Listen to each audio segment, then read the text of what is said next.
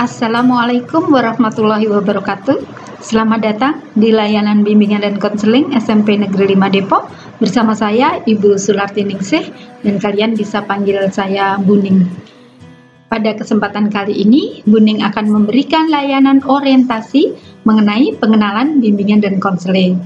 Jadi, tujuan dari Buning memberikan pengenalan bimbingan dan konseling ini adalah agar kalian, khususnya kelas 7, mengenal apa itu bimbingan dan konseling. Karena mungkin selama ini kalian di SD belum ada guru bimbingan dan konseling. Beberapa SD sudah ada guru bimbingan dan konseling, tapi belum semua SD. Jadi di SMP ini kamu harus paham apa itu bimbingan dan konseling. Apa itu layanan bimbingan dan konseling? Layanan bimbingan dan konseling merupakan bantuan yang diberikan kepada siswa dalam rangka upaya menemukan pribadi, mengenal lingkungan, dan merencanakan masa depan. Fungsi bimbingan dan konseling yaitu pemahaman, pencegahan, pengentasan, pemeliharaan, dan pengembangan. Pemahaman di sini adalah agar kalian paham apa tugas-tugas perkembangan kalian sebagai remaja SMP. Kemudian pencegahan agar tidak terjadi penyimpangan dalam tugas-tugas perkembangan. Yang pengentasan, fungsi pengentasan di sini apabila kalian sudah mengalami satu masalah atau kalian sudah melakukan satu penyimpangan dalam tugas-tugas perkembangan, maka tugas dari fungsi dari bimbingan dan konseling di sini adalah memberikan bantuan kepada kalian agar kalian bisa menyelesaikan masalah kalian. Kemudian pemeliharaan dan pengembangan di sini adalah bimbingan dan konseling itu nanti akan terus memantau kalian, akan terus melihat perkembangan kalian setelah kalian tadi ada masalah, kemudian kalian dibantu dalam penyelesaian masalah, dan tindak lanjutnya adalah kalian akan dilihat perkembangannya, akan dilihat bagaimana kalian selanjutnya, apakah kalian akan melakukan lagi tindakan penyimpangan atau tidak, atau kalian akan semakin baik. Itu nanti akan dilihat. Dan harapannya adalah fungsi bimbingan dan konseling di sini kalian dapat mengembangkan diri kalian secara optimal. Kemudian asas-asas dalam bimbingan dan konseling, yang pertama kerahasiaan.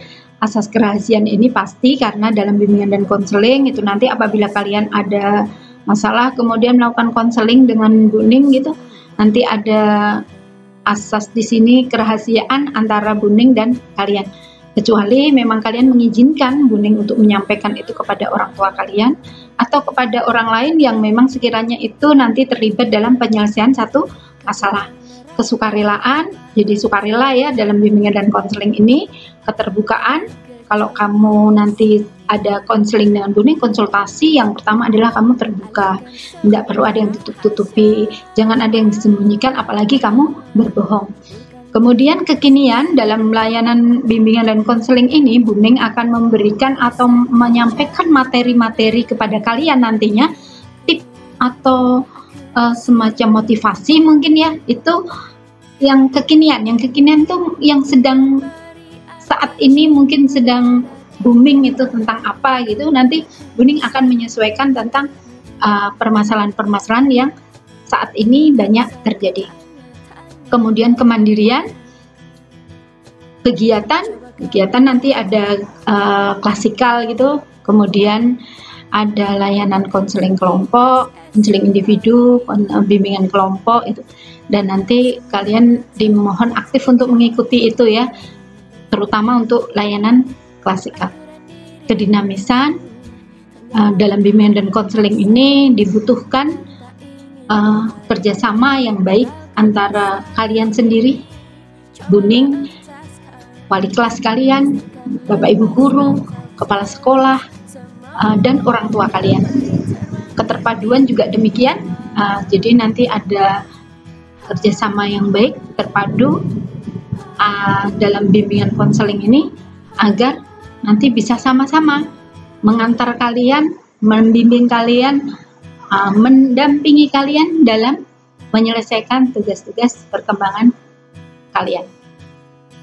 Penormatifan, keahlian, kalian di sini, Buning sebagai guru BK memang Buning lulusan dari jurusan bimbingan dan konseling.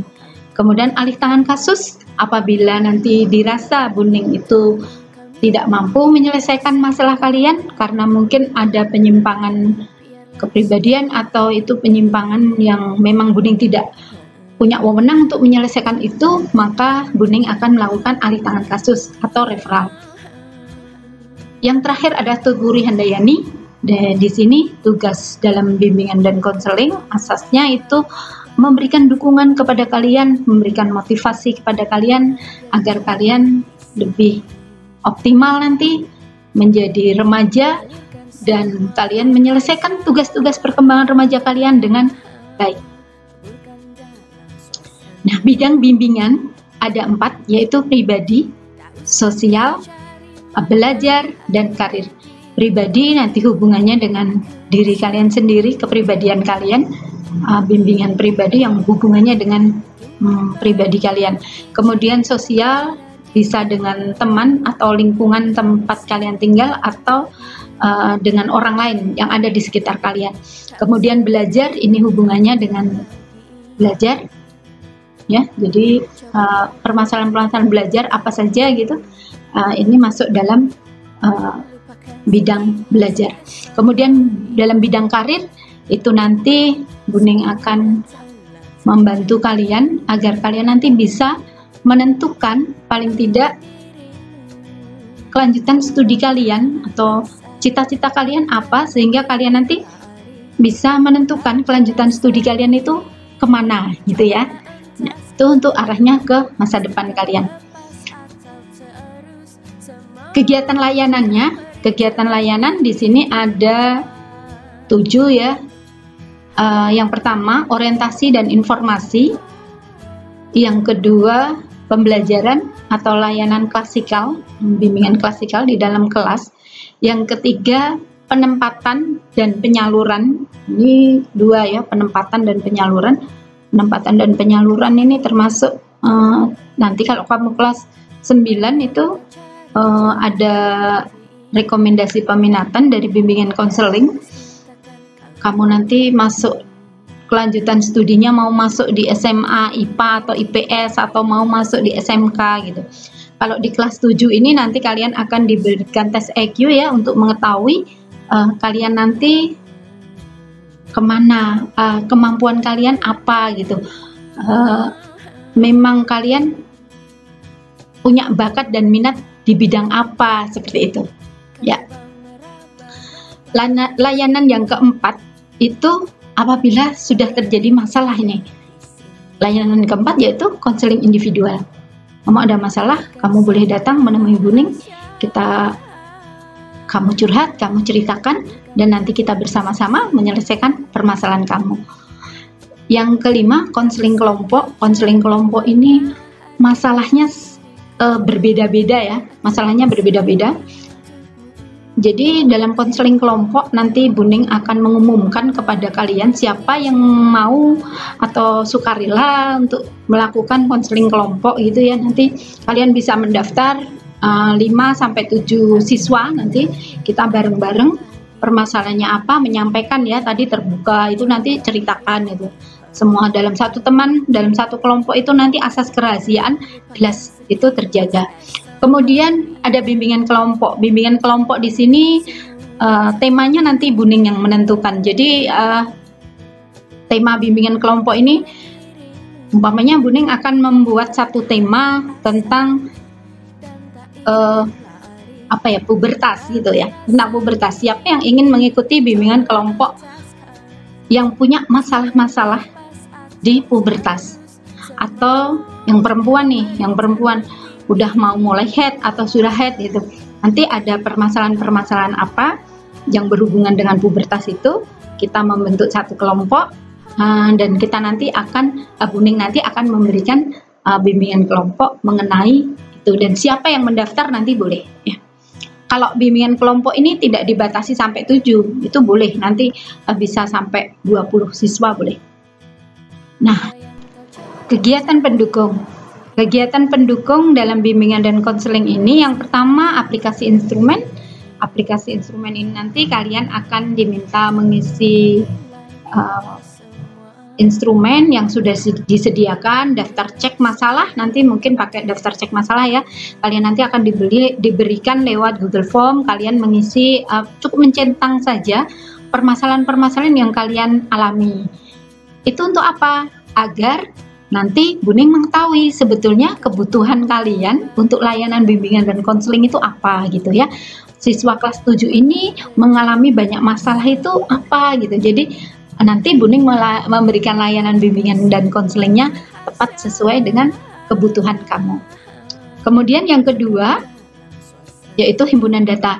Himpunan data ini kalian waktu awal masuk kemarin kalian sudah mengisi biodata, tapi biodata itu belum lengkap ya. Nanti Buning akan bagikan lewat Google Form. Kalian mengisi biodatanya, dan ini nanti untuk kegiatan pendukung bimbingan dan konseling. Kegiatan ketiga yaitu konferensi kasus. Konferensi kasus ini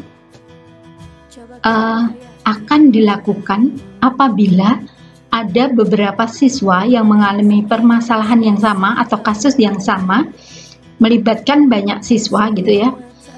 Itu nanti akan dilakukan konferensi kasus ini bersama kalian sendiri, Buning, guru BK, wali kelas kalian, mungkin kepala sekolah, kemudian orang tua kalian di situ diajak ikut serta, kemudian pihak yang memang nanti bisa membantu memberikan tambahan dukungan dalam penyelesaian kasus.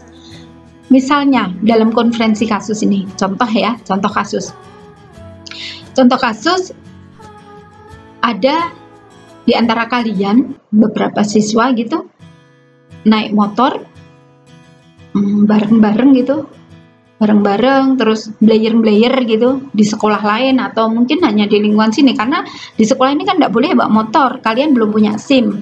Kalau kalian melanggar, kalian membawa motor, entah itu kalian parkirkan di rumah penduduk, kemudian kamu dari rumah penduduk kamu jalan kaki, kalau kamu ketahuan nanti tetap akan kita lakukan konferensi kasus. Kita panggil orang tua kalian, wali kelas, Buning, kemudian kepala sekolah, ditambah dari kepolisian. Yang keempat yaitu home visit. Home visit akan dilakukan. Home visit itu adalah kunjungan rumah. Home visit akan dilakukan apabila itu dibutuhkan. Misalnya, kamu selama 3 hari berturut-turut tidak mengerjakan, tidak masuk sekolah, atau selama pandemi ini selama 3 hari kamu tidak mengikuti, tidak presensi gitu ya. Nah, nanti Buning dan wali kelas, BK dan wali kelas itu akan melakukan kunjungan rumah atau home visit. Kunjungan rumah atau home visit ini tujuannya adalah untuk mencari informasi tentang kamu. Jadi nanti Buning akan bertemu dengan orang tua kamu, kenapa kamu tidak masuk, kenapa kamu tidak mengerjakan PR, kenapa kamu sering terlambat gitu ya. Itu nanti Buning akan mencari informasi itu sampai di rumah kamu, bertemu dengan orang tua kamu. Kalau diperlukan bertemu dengan tetangga kamu, menanyakan kamu itu di rumah seperti apa, sikap kamu di lingkungan tetangga juga seperti apa. Itu nanti untuk kegiatan pendukung bimbingan dan konseling. Yang kelima adalah alih tangan kasus. Tadi sudah dalam asas tadi ada ya alih tangan kasus. Jadi nanti kalau Buning memang tidak mampu menyelesaikan permasalahan kalian yang sifatnya itu penyimpangan kepribadian atau penyimpangan tugas perkembangan, tapi yang sudah harus melibatkan pihak lain yang lebih profesional, maka Buning akan melakukan alih tangan kasus.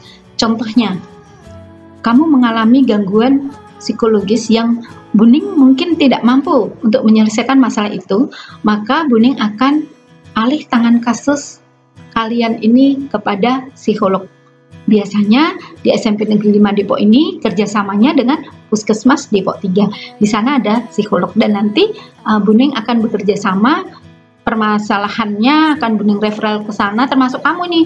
Kamu nanti di sana akan diberikan asesmen, kenapa sih kamu ada penyimpangan, apa sih yang terjadi, permasalahan kamu seperti apa, nanti yang menyelesaikan dari psikolog puskesmas. Dan nanti ada laporan dari psikolog puskesmas kepada Buning bahwa kamu sebetulnya masalahnya apa-apa. Kemudian nanti jika diperlukan orang tua kamu juga diundang ke psikolog, maka Buning akan menyampaikan kepada orang tua kamu juga untuk hadir di psikolog.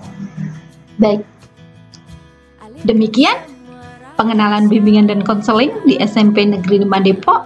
Karena ini masih dalam suasana pandemi COVID, maka untuk sementara konseling, layanan konsultasi dan curhat bisa melalui chat, telepon, dan via call.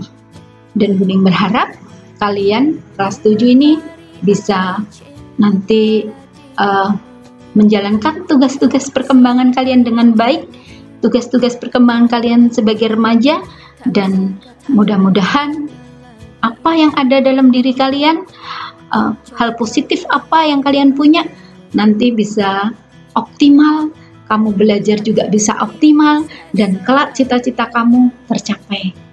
Terima kasih. Wassalamualaikum warahmatullahi wabarakatuh. Tak usah kau cari makna hadirnya diriku, aku di sini untukmu, ingin memberi arti cinta pada dirimu, aku di sini untukmu. Lepaskan sejenak berat beban di pundakmu, aku di sini untukmu. Pastikan kau jawab semua ragu di cintamu, aku di sini untukmu. Tak usah kau cari makna hadirnya diriku, aku di sini untukmu. Kau coba meraba-raba hati, warna gejolak di sini.